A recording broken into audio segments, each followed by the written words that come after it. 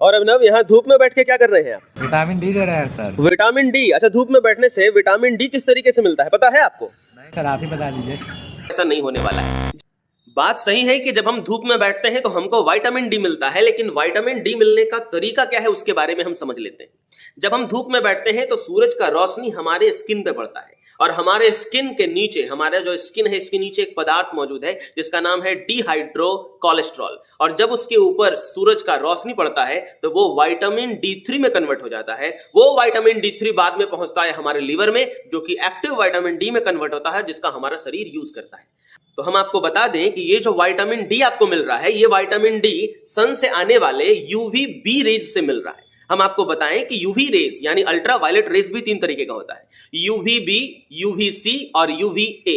UVC raise बहुत खतरनाक होता है, उसको ओजोन परत ऊपर ही छान देता है, वो धरती तक नहीं पहुंचता। धरती तक पहुंचता है यूवीए रेज और यूवीबी रेज। यूवीए रेज का एनर्जी बहुत ही कम होता है। अगर आप यूवीए रेज के नीचे बैठते हैं, अगर आप उस धूप के नीचे बैठते हैं जहां यूवीए रेज का संख्या ज्यादा है, तो आपको एजिंग जल्दी होने लगेगा। लेकिन अगर आप वैसे धूप के नीचे बैठ रहे हैं जहां पे यूवीबी रेज आ रहा है, तो ही आपको विटामिन डी मिलेगा। और आपको हम बता दें कि ये जो धूप आ रहा है, इस धूप में से 95% जो रेज आ रहा है वो यूवीए रेज है, जो कि हम लोगों को परेशानी में डालेगा।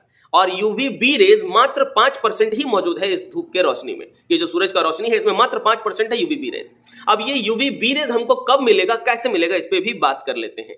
आपको बता दें हम कि यूवीबी रेज लेने का सबसे आसान और सबसे सही तरीका है कि आप सुबह में 8 से 10 बजे तक बैठें धूप में, या फिर आप शाम में 4 से 6 बजे तक धूप में बैठे। इस बीच में जो रोशनी आता है उसमें यूवीबी रेज की मात्रा बाकी दिन के कंपैरिजन में ज्यादा रहती है। तो बहुत ज्यादा धूप में, बहुत ज्यादा तीव्र धूप है अगर, तो उसमें बैठेंगे तो फिर परेशानी में आप पड़ जाएंगे। तो ये बात सही है कि विटामिन D3 मिलता है, विटामिन डी मिलता है हमको, लेकिन विटामिन डी जो मिल रहा है वो यूवीबी रेज से मिल रहा है।